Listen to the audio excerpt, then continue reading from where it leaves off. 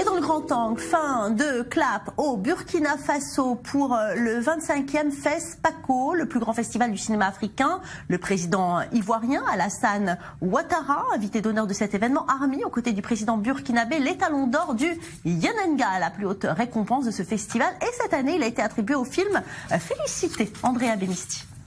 Félicité. Au milieu des applaudissements, des sifflets d'encouragement et de la cohue ambiante, le réalisateur Alain Gomis vient chercher son étalon d'or pour son film Félicité. Décoré une première fois d'un ours d'argent à Berlin il y a 2 semaines, Félicité rafle maintenant la plus haute récompense de ce 25e festival panafricain du cinéma et de la télévision de Ouagadougou. Beaucoup de fierté, c'était complètement inattendu, je pensais pas. Voilà, c'est un deuxième, donc bon, je pense vraiment que franchement c'est un travail sur le long terme. Et je pense à tous ceux qui ont travaillé avec nous pour faire ce film, ça a été très difficile.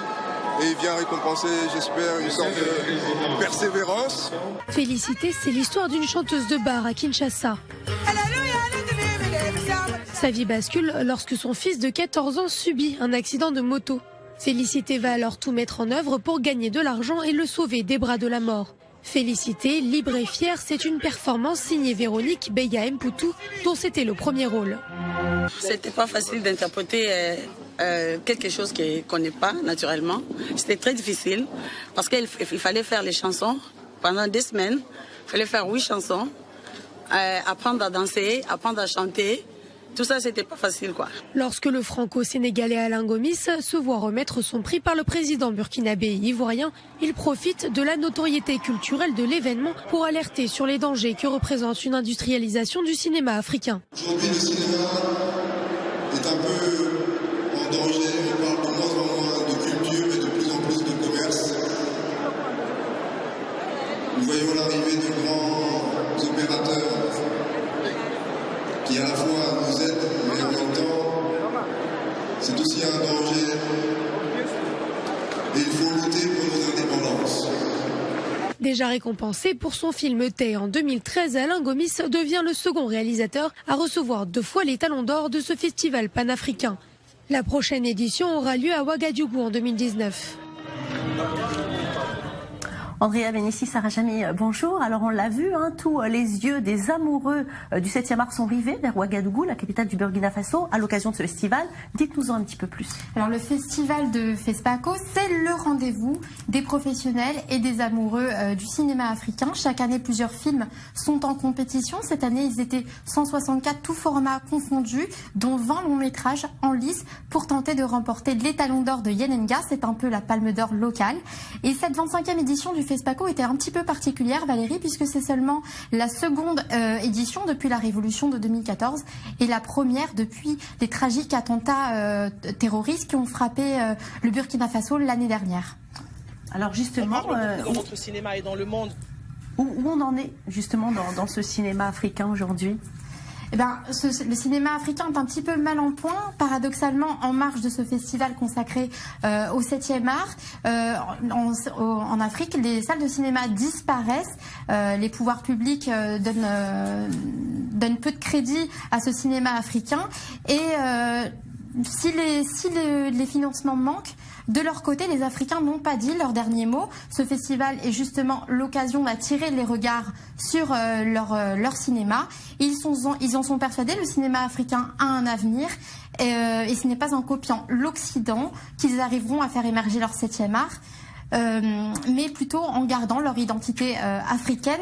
Il y a une histoire d'hippopotame et de coq très sympathique, je vous laisse l'écouter. À l'heure de la mondialisation, le cinéma africain doit s'évertuer à présenter l'Afrique dans toute sa réalité et sa profondeur. Imiter le genre de certaines nations ne fera que nous perdre, car c'est en voulant imiter l'hippopotame dans la nage que le coq s'est toujours noyé dans le lac. Et puis justement, cette année, pendant ce festival panafricain, les cinéastes ont tenu à rendre hommage à ceux qui ont été les pionniers du cinéma africain. Certains de ces précurseurs sont même venus à la rencontre des nouvelles générations professionnelles audiovisuelles pour justement échanger leurs idées, leurs expériences. Une statue de bronze a été érigée à cette occasion en leur honneur. Les détails tout de suite. Les professionnels du cinéma ont rendu hommage aux grandes personnalités disparues du 7e art africain, comme par exemple l'une des premières comédiennes africaines du cinéma français, Lydia Ewandé, décédée en avril dernier, ou encore Arthur Sibita, le réalisateur camerounais du célèbre film Les Coopérants. C'est important de rendre hommage aux cinéastes disparus, surtout aux pionniers qui ont bataillé pour que donc le cinéma puisse vraiment exister et pour que ce festival-là puisse exister. L'héritage, c'est important. Et ça nous manque beaucoup aujourd'hui, qu'on n'ait pas référence donc aux films qui ont déjà été faits pour nous permettre de mieux comprendre donc les structures de films, l'esthétique donc de cinéma, comme l'ont pensé d'autres, et mieux reconstruire la nouvelle esthétique du cinéma. Mais cette 25e édition du FESPACO est également l'occasion d'honorer des figures emblématiques du cinéma africain bien vivantes, telles que Fadiga Kramo, premier réalisateur ivoirien à avoir gagné le FESPACO il y a 25 ans. Très connue sur les écrans africains et européens, une statue de bronze a été inaugurée en son honneur à Ouagadougou, devant un parterre de professionnels du métier et de passionnés. Son grand succès, son film Djeli, récompensé en 1981, évoque la question des castes et de nobles dans l'histoire de la civilisation en Afrique.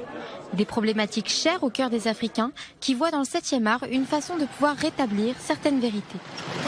Je pense que le cinéma a un grand rôle, surtout pour nous Africains, parce que le cinéma et la littérature ont contribué à déformer l'image du nègre à travers le monde. Et c'est par le cinéma que nous pouvons restaurer cette image-là. Témoignant de l'essor du cinéma africain, en marge du FESPACO s'est également tenue la 18e MICA, la bourse de programme audiovisuel africain et sur l'Afrique. De quoi révéler les talents de demain et les futures pointures du cinéma africain. Alors, on vient de le voir, le FESPACO, c'est en quelque sorte le festival de Cannes africain, et l'événement est toujours accompagné d'un autre grand rassemblement qui se déroule en périphérie. Ça s'appelle le marché international du cinéma et de la télévision africain, le MICA, un rassemblement attendu avec impatience, Andrea. Effectivement, le MICA, c'est le grand rendez-vous de toutes les personnes en Afrique qui travaillent derrière le grand et le petit écran. Alors, le marché international du cinéma et de télévision africain, c'est un événement qui se déroule toujours en périphérie du FESPACO, donc qui dit FESPACO dit MICA. Le MICA, c'est un endroit où se regroupent toutes les personnes qui distribuent et diffusent les films, mais aussi les cinéastes et les réalisateurs qui ont des idées. Les uns ont les idées, les autres ont les moyens financiers, et en les rassemblant, ça donne le MICA. Et cet événement a été ouvert pour la 18e fois cette année. Il s'est déroulé dans un quartier huppé de la capitale du Burkina Faso, au programme séance de visionnage de films africains à la carte et exposition de ces fameux films. Tout est bon pour promouvoir les réalisations africaines, signer de nouveaux contrats d'achat ou vendre des œuvres cinématographiques, en s'aidant bien sûr de la notoriété du FESPACO, selon ce délégué général. On l'écoute. FESPACO doit jouer sa partition aussi à ce niveau-là, en tant que vitrine du cinéma africain, faire la promotion donc de l'économie de la culture, donc faire la promotion de l'industrie du cinéma et de l'audiovisuel. Et nous sommes dans cet élan-là. C'est pourquoi vous comprenez aussi que de plus en plus, le FESPACO s'ouvre au partenariat avec le privé pour innover. Voilà, alors le MICA, ça n'est pas nouveau, il a commencé à apparaître dans les années 80 parce que les professionnels du cinéma, mais aussi du monde audiovisuel, avaient besoin d'un espace uniquement dédié au cinéma africain et qui serait indépendant du festival. Et depuis ce temps, il leur appartient d'organiser cet événement, mais aussi de l'animer. On y organise par exemple des tables rondes ou encore des masterclass pour les jeunes générations. L'objectif, c'est de rendre l'événement toujours plus attractif, toujours plus compétitif que les anciennes éditions, et de le faire rayonner le cinéma africain sur le continent, mais aussi dans le monde entier. Participer à cette grande rencontre, c'est en quelque sorte crucial pour pouvoir bien vendre ces films, parce que, comme vous en doutez Valérie, si on produit un film et que personne n'est là pour le regarder, votre travail tombe tout de suite aux oubliettes. Donc nous, ces partenariats, c'est en quelque sorte la seule passerelle valable, solide, pour pouvoir apporter ces films africains sur la scène du cinéma international.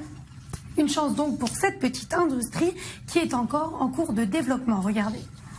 C'est un marché encore embryonnaire pour deux questions. C'est la question de la distribution, parce que il a encore du mal à se distribuer et de la diffusion parce qu'il y a encore très peu de salles de cinéma, que les systèmes de VOD sont dans beaucoup de pays encore embryonnaires. Donc c'est un marché qui naît. Voilà Valérie. Donc près d'une centaine de films, tous genres confondus, ont été présentés lors de ce rassemblement cette année. Les professionnels de l'audiovisuel attendent une meilleure promotion et visibilité de leur travail grâce au MICA, un événement qui doit aussi relancer le cinéma dans certains pays d'Afrique où le cinéma tourne au ralenti ces temps-ci. Ce rassemblement est finalement une agence matrimoniale chargée d'unir culture et business. Merci Andrea, merci Sarah. Et figurez-vous que l'on connaissait déjà Hollywood et Bollywood, et bien le Nigeria s'impose aussi avec le Nollywood grâce au succès d'un film de Wedding Party. Malgré la morosité économique dans laquelle est plongé le Nigeria, bien ce film a véritablement dopé le cinéma nigérian qui peut même désormais se permettre de produire des films à gros budget. Regardez. Un mariage rocambolesque, des personnages hauts en couleur et beaucoup d'humour. Le film The Wedding Party, la fête de mariage, bat tous les records au box-office nigérian. Cette comédie à la fois loufoque et glamour a déjà généré 1,2 million d'euros de recettes, du jamais vu. C'est même la première fois qu'un film nigérian fait plus d'entrées à domicile que les blockbusters hollywoodiens. La réalisatrice ne s'attendait pas à un tel succès pour son premier long métrage. C'est une chose de réussir, mais c'en est une autre de casser la baraque. On a cassé la baraque. Et ce que je sais, c'est que c'est un gros succès. Pas seulement un succès, mais je n'y étais pas prête. À l'affiche dans la plupart des cinémas du pays, le film compte le mariage controversé d'un couple issu de deux ethnies rivales mais complices du Nigeria, les Yoruba, les Igbo. Jouant sur les clichés et les quiproquos, il réussit à se placer au-dessus des standards du cinéma nigérian, réputé dans toute l'Afrique sous le nom de Nollywood. Le film, c'est comme deux facettes du Nigeria, les Igbo et les Yoruba. Et c'est comme une harmonisation de ces deux côtés du pays, nous faire comprendre pourquoi nous devons être unis, peu importe les tribus. J'ai ri du début à la fin, et c'est la première fois que ça m'arrive en regardant un film de Nollywood. Film après film, Nollywood se professionnalise. Abiola dirige une école de cinéma à Lagos où elle forme les réalisateurs de demain. Un secteur en plein essor, malgré la crise économique qui plombe le pays. Le